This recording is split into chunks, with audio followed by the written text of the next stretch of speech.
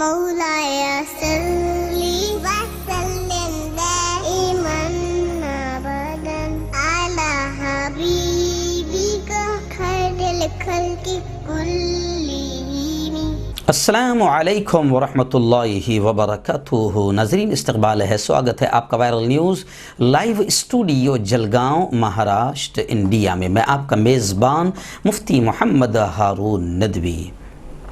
आइए प्यारे मुल्क भारत की बहुत ही ख़ास बड़ी 10 अहम ख़बरों पर नज़र डालते हैं।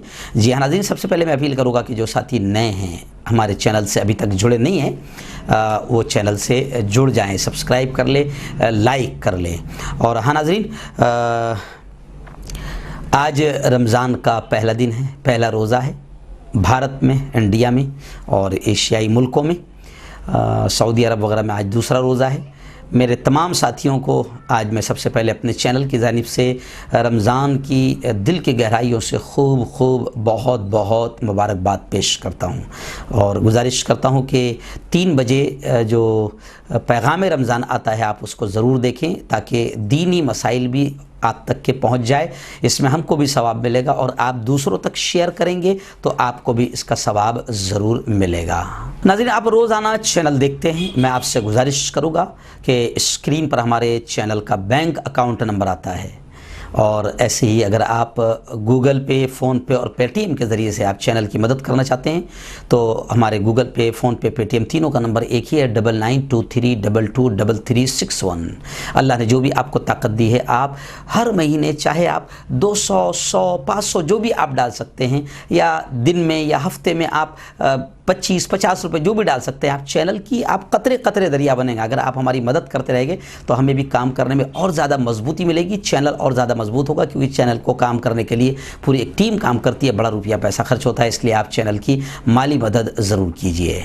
नाज़रीन, आज पहला रोज़ा है, लेकिन एक बड़ा प्रॉब्लम हमारे चैनल के साथ आया है।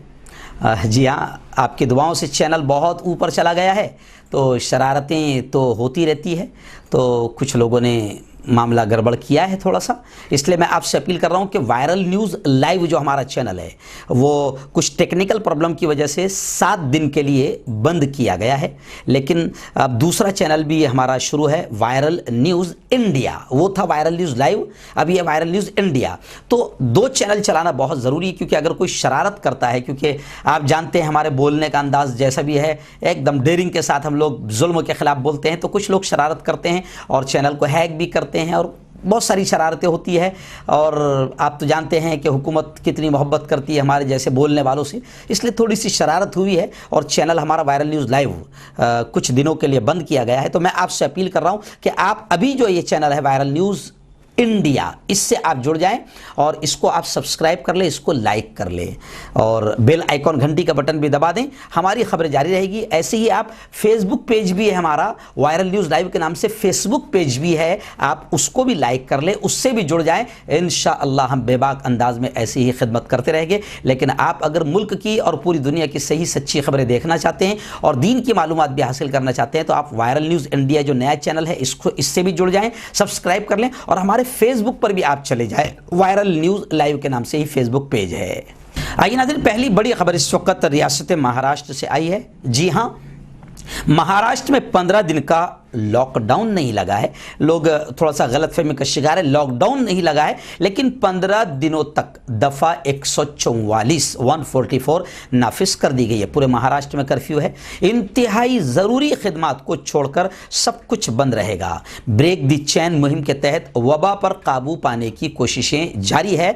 सीएम साहब का, उद्धव ठाकरे जी का ऐसा बयान आया है। 24 घंटों में मुंबई में 26 मौतें हुई है और मैं आपको बता दूं कि 7,898 यानी 8,000 के करीब नए केसेस ओनली मुंबई में आए हैं। 970 इमारतों को सील कर दिया गया है। और मुंबई से ये खबरें आ रही है कि वक्त पर ऑक्सीजन नहीं मिलने की वजह से नाला सुपारा में 10 कोरोना के मरीज मरे हैं।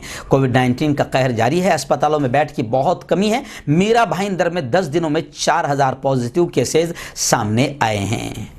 नाज़रीन, दूसरी बड़ी खबर इस वक्त मेरी निगाहों के सामने आ रही है कि खबीस, शैतान, मलऊन, मरदूद वसीम रिजवी को परसों सुप्रीम कोर्ट ने लताड़ा, 50,000 रुपये का जुर्माना लगाया और उसकी पिटिशन जो कुरान की 26 आयतों के खिलाफ उसने डाली थी उसको सुप्रीम कोर्ट ने रद्द कर दिया। लेकिन फिर भी ये मलऊन, ये खबीस अपने हरधर्मी पर कायम है और सुप्रीम कोर्ट में नजर सानी की, यानी दोबारा सुप्रीम कोर्ट मेरी इस अर्जी पर गौर करे, ऐसी पिटिशन दाखिल की है और आलमी अदालत यानी इंटरनेशनल कोर्ट भी जाने का इसने ऐलान किया है।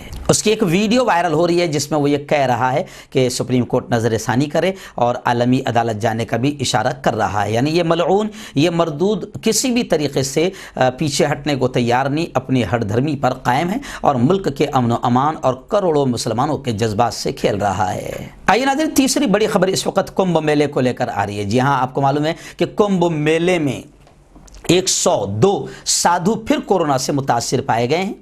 वहां पर जो श्रद्धांजलुओं की जो भीड़ लगी है, इस पर शिवसेना लीडर संजय राउत ने सख्त रिएक्शन भी जताया है। हरिद्वार के महाकुंभ मेले में हुजूम की वजह से उत्तराखंड और मरकजी हुकूमत में अब तक तशवीश पैदा हो गई है। शाही स्नान के लिए हुजूम के बाद 102 साधु और अकीदतमंद कोरोना पॉजिटिव पाए गए हैं। कुंभ मेले के 12वें रोज दूसरा शाही स्नान किया गया। साधु समेत अकीदतमंदों की स्नान के लिए जबरदस्त भीड़ जमा हुई, जिसको देखकर संजय राउत ने सख्त रिएक्शन किया और उन्होंने कहा कि महाराष्ट्र हुकूमत, इंतजामिया, सेहत का निज़ाम मुल्क में सबसे बेहतर है। ये लड़ाई हम सब वज़ीर आला उद्धव ठाकरे की क़ियादत में लड़ रहे हैं। खैर नाज़रीन, कुंभ मेले में 20 लाख लोग जा सकते हैं मगर मस्जिदों में 5 लोगों की इजाज़त, इसको लेकर भी काफ़ी आवाज़ें उठ रही है।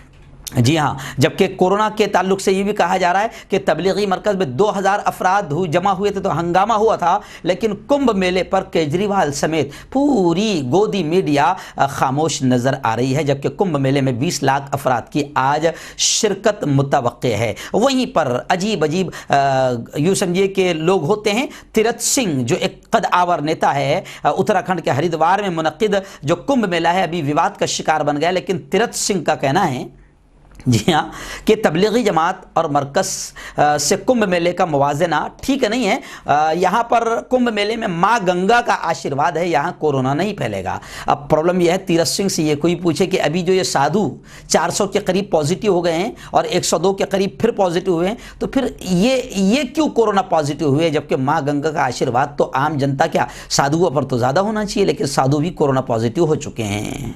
नाज़रीन, भारत में कोरोना का कहर बरपा है और अभी मुल्क की अपडेट ये आ रही है कि सिर्फ एक हफ्ते में 10 लाख केसेस सामने आए हैं और मुसलसल तीसरे दिन जो मामला रहा, तीसरे दिन 1.5 लाख से ज़्यादा नए मामले सामने आए हैं और गुज़िश्ता कल 24 घंटों में 880 के करीब मौत हुई है। वहीं पर खबरें ये भी आ रही है कि भारत में जल्द ही होगा तीसरी वैक्सीन का इस्तेमाल, ये खबरें भी आ रही है। और कोरोना को लेकर दिल्ली से ये खबरें आ रही है कि अरविंद केजरीवाल ने मरकज़ी सरकार, केंद्र सरकार से अपील की है कि CBSE के इम्तिहानात मुलतवी किए जाए, मनसूख किए जाए।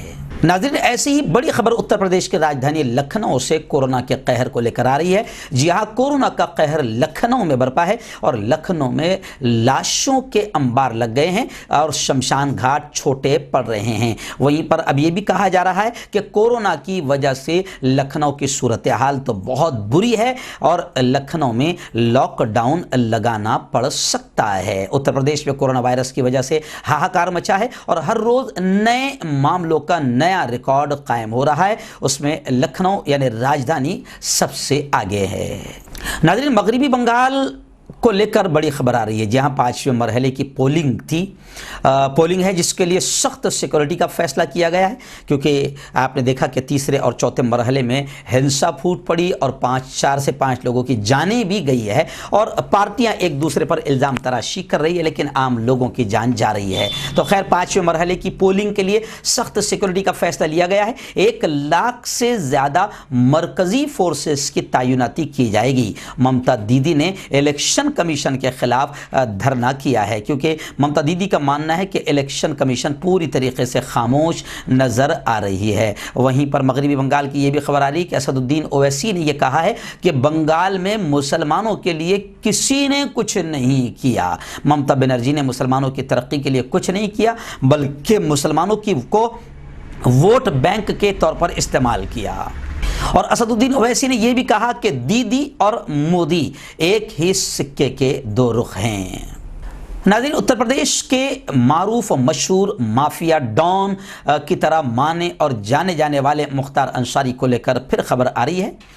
उत्तर प्रदेश में मऊ के एडिशनल डिस्ट्रिक्ट और सेशन जज ने गैंगस्टर कोर्ट के इंचार्ज रामराज ने सदर से रुकने असम्बली विधायक मुख्तार अंसारी को वीडियो कॉन्फ्रेंसिंग के जरिए थाना जुनूबी टोला के गैंगस्टर मामले में जुडिशियल रिमांड उनकी मंजूर की। अदालत ने अगली पेशी 11 जून मुकर्रर की है। वहीं पर मुख्तार अंसारी के जेल में बेड तकिया दिया जाए, फिजियोथेरेपिस्ट ने ऐसा मुतालबा किया है। जी नाज़रीन, अब मुख्तार अंसारी को पंजाब की जेल से बांदा यानी उत्तर प्रदेश की जेल मुंतकिल किया जा चुका है और उनको मुंतकिल किए जाने का जो पूरा ड्रामा था वो भी आपको हमने बताया था। नाज़रीन, गुजरात फसाद का एक वाक़या आज तक सबके जहनों में है कि रुकन पार्लियामेंट मेंबर पार्लियामेंट एहसान जाफरी को जिस तरीके से मारा गया और कई लोगों को गुजरात फसाद में कत्ल किया गया था, इन तमाम चीज़ों की गवाह है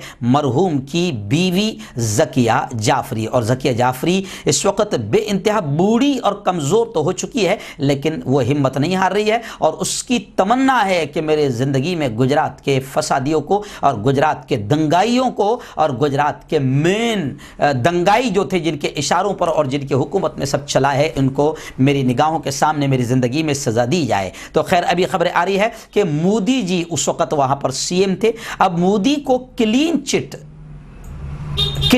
के खिलाफ ज़करिया जाफरी ने दरखास्त दी है कि उनको क्लीन चिट नहीं दिया जा सकता। उस वक्त वो सीएम थे। अब उनकी मोदी की क्लीन चिट को लेकर सुप्रीम कोर्ट ने 2 हफ्ते के लिए समाअत मुलतवी की है। एक फरीक की जानिब से समाअत मुलतवी करने का मुतालबा किया गया है। आखिरी समाअत में ज़किया जाफरी के वकील अपर्णा भट्ट ने अदालत को बताया कि इस मामले में मामला मुतनाज़ है, लिहाजा इसे फ़िलहाल मौखर किया जाना चाहिए। सुप्रीम कोर्ट की बेंच ने कहा कि इस पर समाअत कई बार मुलतवी हो चुकी है, ये जो भी है हमें इस पर किसी न किसी दिन समाअत करनी है। एक तारीख ले लीजिए और इस बात को यकीनी बनाएं कि सब लोग मौजूद हों। आपको याद होगा नाजरीन कि 2002 28 फरवरी को गुलबर्ग सोसाइटी में 68 लोग मारे गए थे। इन्हीं मारे गए लोगों में मेंबर पार्लियामेंट और ज़किया जाफरी के शौहर एहसान जाफरी भी शामिल थे। इस वाक़े के तकरीबन 10 साल बाद यानी 8 फरवरी 2012 को एसआईटी ने मोदी और दीगर 63 लोगों को क्लीन चिट देते हुए एक क्लोजर रिपोर्ट दाखिल की थी।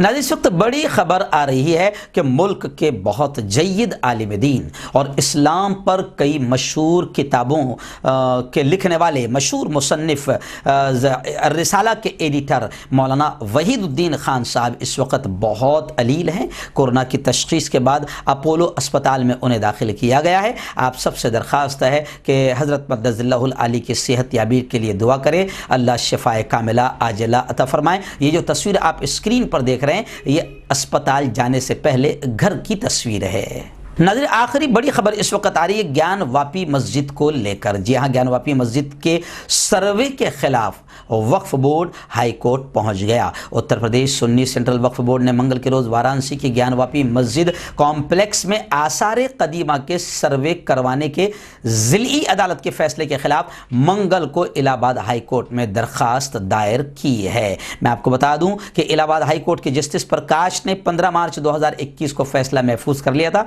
लिहाजा निचली अदालत इस मामले की समाअत और हुक्म कैसे मंजूर कर सकती है। काबिल ज़िक्र बात यह है कि वाराणसी की एक मकामी अदालत ने 8 अप्रैल को हिंदुस्तान के आसार कदीमा के सर्वे को मस्जिद के पूरे इहाते का आसार कदीमा सर्वे करने की इजाज़त दी थी। अब इसी को लेकर सर्वे के खिलाफ वक्फ बोर्ड हाई कोर्ट पहुंच गया है।